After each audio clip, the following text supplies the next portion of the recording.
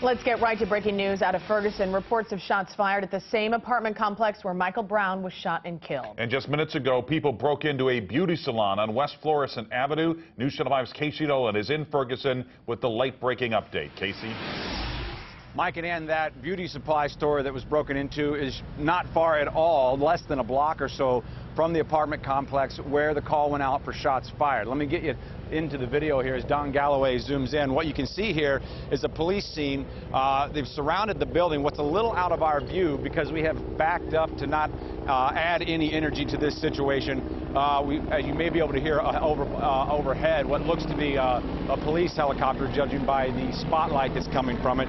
But what you can't quite see from our vantage point right here is about 2, maybe 3 dozen protesters across the street from that beauty supply. When we pulled up here around 9:15 or so, we did see at least one person coming out of that store with what looked to be merchandise running out of the front door that was broken in. And I can tell you, as Don widens out and then goes to his left, the Ferguson market that we know was looted early on, about a month ago or so, a month and a half ago, when all of this started here in Ferguson, well, they have started boarding up their windows, what looks to be as a precaution. There was no damage there. There were no boards on those windows just a few minutes ago, and right now it looks like they're putting back up the plywood that they had. We also heard, Mike and Ann, while we were here, it was hard to tell which direction they came from, a series of what sounded like gunshots while we were here. I can tell you the police officers definitely took notice of that. I heard a couple of officers telling each other to secure their cars. I can also tell you they walked over and spoke to the folks. I don't know if you want to call them protesters necessarily. There is a gathering of people here, nothing organized that we can tell so far. They walked over, talked to them, and then kind of went back to the other side of the street. One person told me that Captain Ron Johnson from the Highway Patrol was here earlier today talking to folks in that apartment complex that's not far from here. But right now, what you've got is a pretty heavy police presence for what for a burglary. But given the tension that has been here in town today, you can understand why. Actually, what I see now coming across West Florissant, heading back to that crime scene, is the group of police officers that had been interacting with the folks on the other side of the street. So they've kind of come back to their position.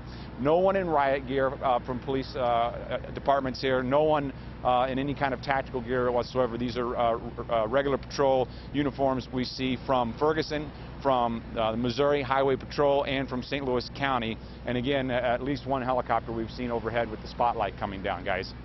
And Casey, we understand there was the memorial to Michael Brown on Canfield Drive, and we reported earlier that it had been burned.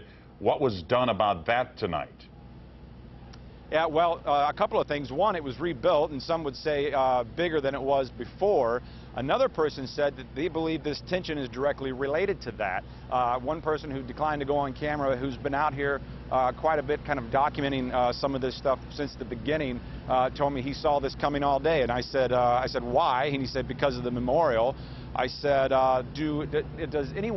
is anyone talking about the fact that, you know, there's stuffed animals and an open flame in the form of candles out there for this past several weeks, that it could have been an accident? And he told me that people here believe it's naive in their minds to believe that that was any kind of an accident. So definitely the belief of people here in this section of town is that that memorial was intentionally burned down by someone. Police have said the cause of that fire is unknown at this time, but they believe, again, this is this break-in here behind me. You just go back this way about a block or so to where the apartments are.